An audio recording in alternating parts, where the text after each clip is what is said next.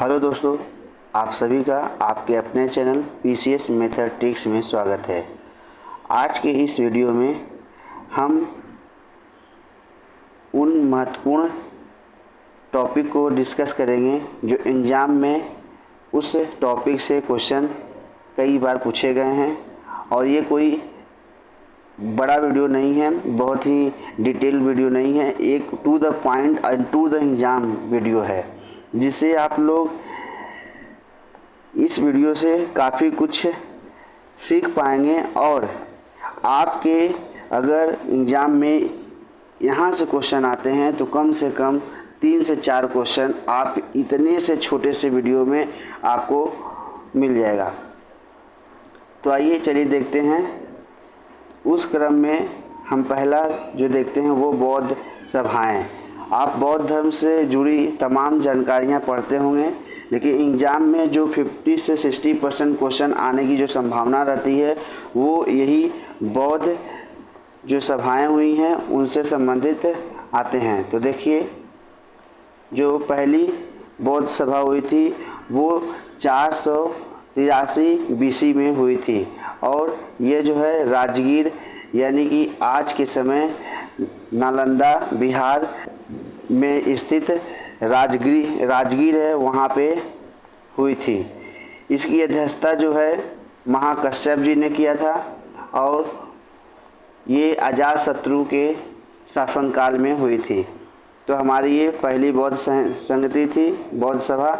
दूसरी बौद्ध सभा जो है उसी के 100 वर्ष बाद 383 BC में वैशाली में हुई थी। आज के समय पटना के बगल का एक ज़िला वैशाली है, जिसकी अध्यक्षता सवाकामी ने की थी, और शासनकाल कालाशोक का था।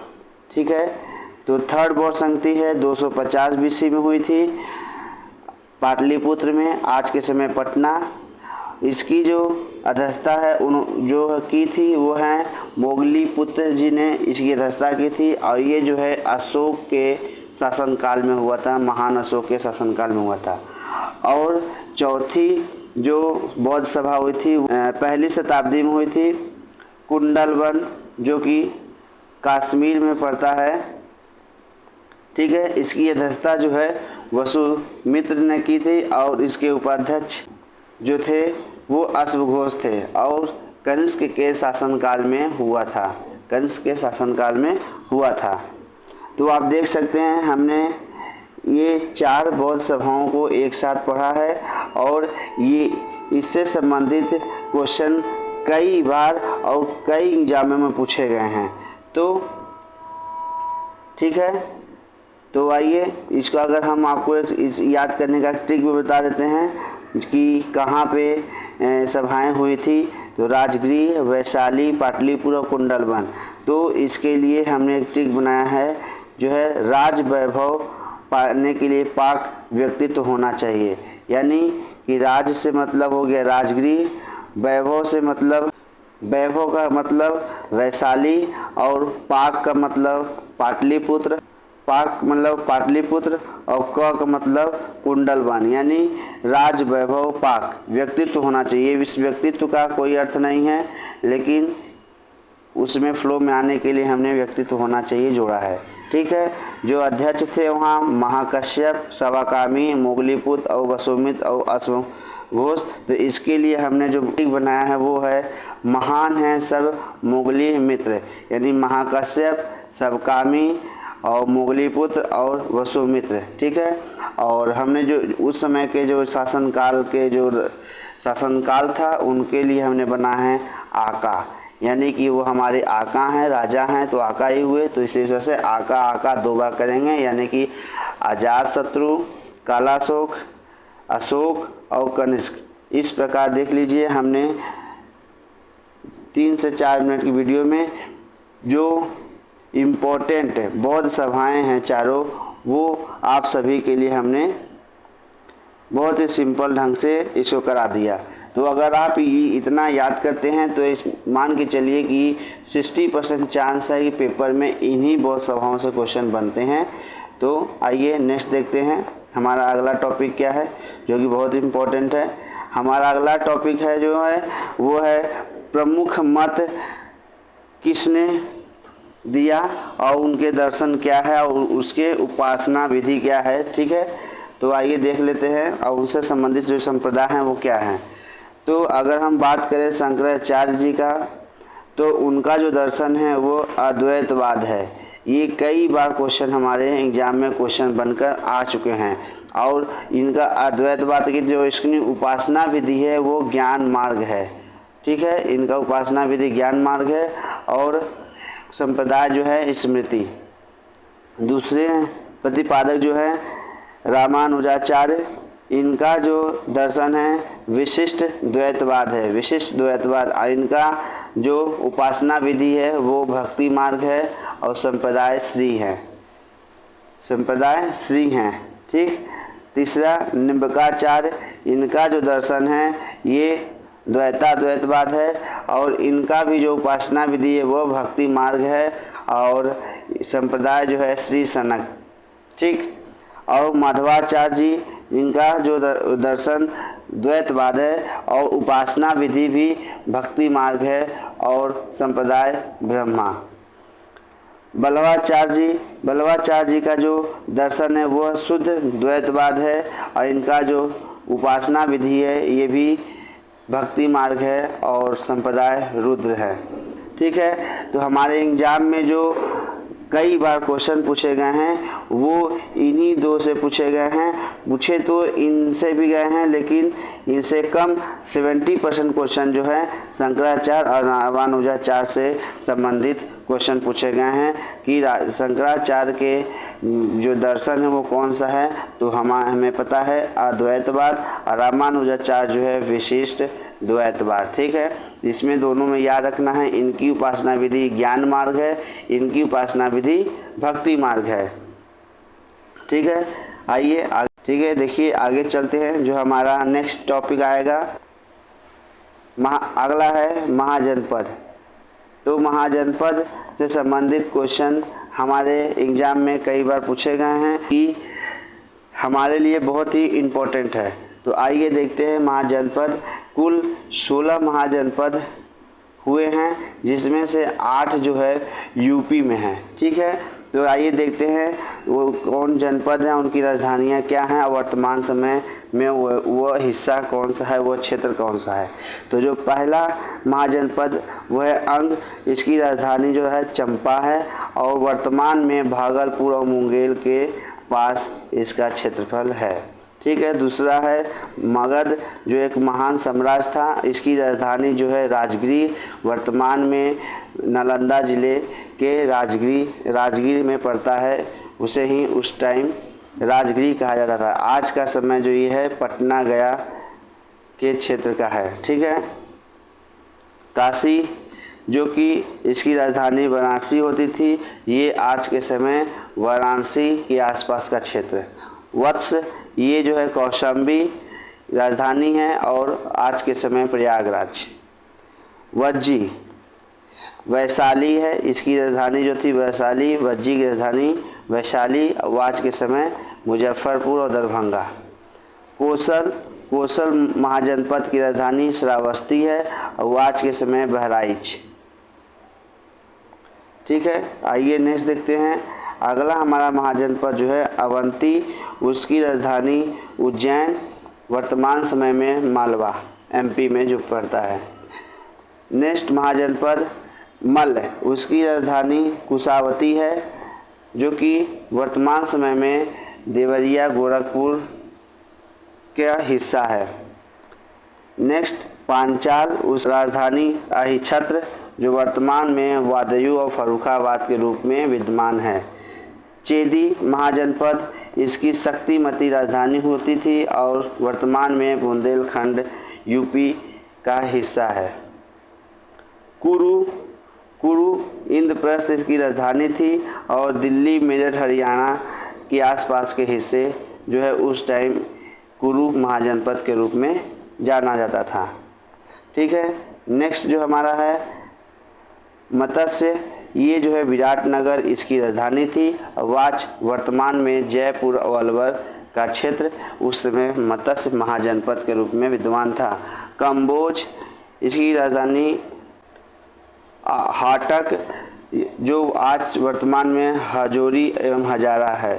सूरसेन, इसकी राजधानी मथुरा हुआ करती थी और आज का मथुरा ही उस टाइम जो है सूरसेन महाजनपद के रूप में जाना जाता था। और अस्मक, इसकी राजधानी पोटली या पोतन जो कि गोदावरी के आसपास का क्षेत्र है। गांधार, तक्षशिला या रावलपिंडी, वर्तमान समय में जो कि पाकिस्तान में पड़ता है। रावलपिंडी जो गांधार महाजनपद, उसकी राजधानी तक्षशिला है। तो हमने इतने में हमने देखा कि 16 महाजनपद की राजधानी क्या है और 16 महाजनपद कौन से हैं और वर्तमान समय में किस भूभाग का हिस्सा है। तो इस प्रकार हमने महाजनपद से संबंधित थोड़ी सी जानकारी प्राप्त की और एग्ज़ाम में कई बार हमसे राजधानी और पूछे गए हैं और वर्तमान समय में किस क्षेत्र का हिस्सा है ये हमसे पूछे गए हैं। ठीक है, आइए नेक्स्ट टॉपिक देखते हैं हमारा क्या है। हमारा नेक्स्ट टॉपिक जो है वो है अभिलेख और शासन। जो हमें अभिलेख मिले हैं वो किस शासन के बारे में हमें जानकारी देते हैं, इससे संबंधित क्वेश्चन जो है हमारे एग्ज़ाम में कई बार पूछे गए हैं। तो हमारा जो पहला अभिलेख जो है प्रयाग प्रशस्ति, जो हमें समुद्रगुप्त के बारे में जानकारी देता है। ठीक है, प्रयाग प्रशस्ति जो है हमें समुद्रगुप्त के बारे में जानकारी देता है। दूसरा जो अभिलेख हमें प्राप्त हुआ है जूनागढ़ अभिलेख, ये जो है रुद्रदामन जो कि शक शासक थे के बारे में जानकारी देता है। भीतरी स्तंभ जो कि हमें ये गाजीपुर से प्राप्त हुई है, इसकी जानकारी जो है हमें स्कंदगुप्त की जानकारी हमें प्रदान करता है।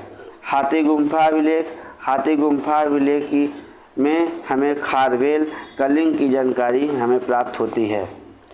जो हाथी गुम्फा अभिलेख है वो खारवेल से संबंधित है। ठीक है, नेक्स्ट हम चलते हैं। हमारा नेक्स्ट जो है एलो अभिलेख, या एलो अभिलेख में पुलकेशिन द्वितीय के शासन प्रणाली की जानकारी मिलती है जो कि चालुक्य वंश से संबंधित है। ठीक है, नेक्स्ट है ग्वालियर अभिलेख। ग्वालियर अभिलेख से हमें राजा भोज से संबंधित जानकारी मिलती है जो कि प्रतिहार वंश से संबंधित है। देवपाड़ा अभिलेख, ये विजय सेन से संबंधित हमें जानकारी प्राप्त होती है। मधुबन और बांसखेड़ा अभिलेख जो मिले हैं वो राजा हर्षवर्धन के शासनकाल से संबंधित हमें जानकारी प्राप्त होती है। ठीक है, नेक्स्ट जो है हमारा है वो है मंदसौर। मंदसौर जो है यशोधर्मन से संबंधित जानकारी हमें प्राप्त होती है। और नासिब जो है ये गौतमी की जानकारी मिलती है जो सातवाहन वंश से संबंधित है, नासिक से। ठीक है, ये नासिक है। नासिक अभिलेख जो मिला है वो गौतमी की जानकारी मिलती है, सातवाहन वंश से संबंधित है। तो हमने देखा कि जो हमें अभिलेख प्राप्त हुए हैं वो किस शासक या किस राजा से संबंधित है, किसकी जानकारी हमें देते हैं, इससे संबंधित ये छोटा सा जानकारी आप सभी के लिए, जो कि एग्ज़ाम में ये पूछे ही जाते हैं। आप कितना भी प्राचीन इतिहास, मध्य इतिहास और आधुनिक इतिहास पढ़ लें, लेकिन जो आपके लिए टू द पॉइंट और टू द एग्ज़ाम है वही हम यहाँ पे इस वीडियो के माध्यम से आप सभी के समझ ला रहे हैं। क्योंकि पूरा इतिहास को पूरे चैप्टर वाइज पढ़ाना ये बहुत हर कोई पढ़ा रहा है। आप यूट्यूब पे लाखों वीडियो इसमें देख सकते हैं, हज़ारों वीडियो पढ़े होंगे, लेकिन जो आपके लिए बहुत ही सटीक और कम टाइम में जो चीज़ आपको मिल जाएगी, जो कि एग्ज़ाम से पहले अभी अगर आप देख के चले जाते हैं तो ये सब क्वेश्चन आपको वहाँ देखने को मिलेगा ही मिलेगा। तो आइए हम देखते हैं हमारा जो नेक्स्ट छोटा सा टॉपिक जो है वो क्या है। वह है जो विजयनगर साम्राज्य में जो विदेशी यात्री आए थे उनसे संबंधित हमें जो पॉइंट है वो देख लेते हैं। तो जो निकोली कोंटी था, निकोली कोंटी ये कहाँ का था? इटली का था, जो 1420 ईस्वी में देवराय प्रथम के शासनकाल में आया था। तो आप जैसा कि जानते हैं कि विदेशी यात्री से संबंधित हमारे एग्जाम में क्वेश्चन तो पूछे ही गए हैं। तो देखिए, निकोलो कोंटी जो है इटली का था और 1420 ईस्वी में आया था देवराय फर्स्ट के समय। नेक्स्ट जो है अब्दुल रज्जाक, ये जो है फारस का यात्री था और 1442 ईस्वी में ये आया था देवराय द्वितीय के टाइम ये आया था।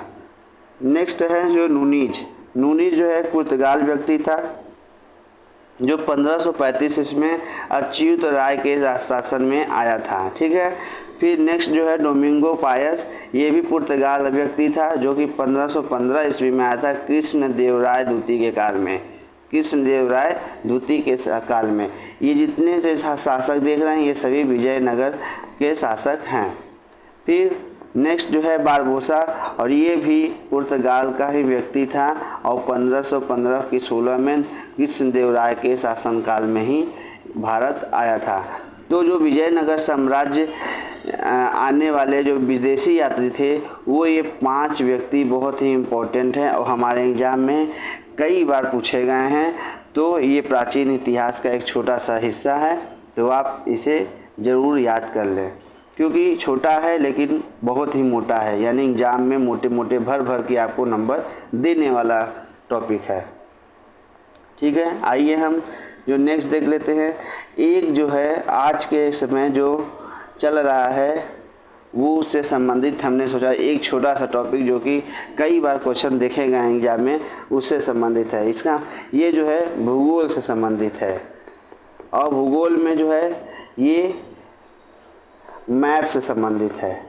हमारे एग्जाम में कई बार देखा गया है कि जो 8 डिग्री चैनल, 9 डिग्री चैनल और 10 डिग्री चैनल है उससे क्वेश्चन हमारे एग्जाम में पूछे गए हैं। तो हमने आपके लिए एक छोटा सा ट्रिक बनाया है क्योंकि ये 8 डिग्री, 9 डिग्री, 10 डिग्री चैनल में लोगों में कन्फ्यूजन के कारण भूल हो जाती है जिससे एग्जाम में गलती हो जाती है। तो हमने आपके लिए एक ट्रिक बनाया है जो कि आज के समय जो गर्मी चल रही है उससे से ही संबंधित है। और गर्मी के छुट्टी में हमारे जो स्कूली बच्चे होते हैं वो नानी घर तो ज़रूर जाते हैं और नानी घर जाते हैं तो हमने कहा कि अगर नानी घर जाते हैं तो वो मामी से मिल के ही आना। हमने बच्चों से कहा कि आप नानी घर जाओ लेकिन आप मामी से मिल के ही आना। तो मामी का मतलब हो जाता है मालदीव और मिनिकॉय। ये जो है 8 डिग्री चैनल है। ठीक है, मालदीव और मिनिकॉय 8 डिग्री चैनल, यानी 8 डिग्री चैनल कौन है? मामी हैं। फिर 9 डिग्री चैनल मिनिकॉय और लक्षद्वीप। तो मिल की आना का मतलब हो गया मिल लेना का मतलब हो गया मिनिकॉय और लक्षद्वीप, यानी 9 डिग्री का मतलब मिल। और 10 डिग्री जो है लघु अंडमान और निकोबार, यानी आना का मतलब हो गया लघु अंडमान और निकोबार, यानी 10 डिग्री आना। इसका मतलब अब हम समझ जाते हैं कि 8 डिग्री, 9 डिग्री, 10 डिग्री का हमारा जो शॉर्ट ट्रिक हो गया वो है मामी से मिल के आना। तो अपने घर के बच्चों को हैं वो नानी घर जाते हैं तो उसी से संबंधित हमने ये ट्रिक बना दिया। ठीक है, तो आप सभी के लिए इस वीडियो में हमने बहुत ही कम टाइम में कुछ बड़ा बताने की कोशिश की है। तो आप लोगों को अगर ये वीडियो अच्छा लगे तो वीडियो को अपने दोस्तों के साथ शेयर करें। ठीक है, और आप सभी को हम एक और महत्वपूर्ण सूचना दे देते हैं कि आपके इसी अपने चैनल पे हमने भारतीय इतिहास से संबंधित जो घटना चक्र पूर्वालोकन की जो है उसकी श्रृंखला को हमने स्टार्ट किया है और अभी तक हमने 10 वीडियो अपलोड कर दिया है जो कि प्राचीन इतिहास से संबंधित है और बहुत ही जल्द प्राचीन इतिहास से संबंधित है और ये बहुत ही जल्द ये प्राचीन इतिहास के सारे लेक्चर या सारे वीडियो ख़त्म हो जाएंगे और अंतिम चरण में हम इस क्रम में चल रहे हैं। तो जो भी स्टूडेंट इस श्रृंखला में जुड़ना चाहते हैं तो आप सभी लोग इस श्रृंखला से जुड़ जाइए। इसका जो प्लेलिस्ट है इस वीडियो के डिस्क्रिप्शन में आपको मिल जाएगा, आप वहां जाकर इसकी लेक्चर को पूरा देख सकते हैं। तो ठीक है, आइए आज की वीडियो में इतना ही है। तो आप लोग हमारे चैनल पर बने रहिए और चैनल को सब्सक्राइब कीजिए। अपने दोस्तों और किसी एक ग्रुप में इस वीडियो को ज़रूर शेयर कीजिए। Thank you so much.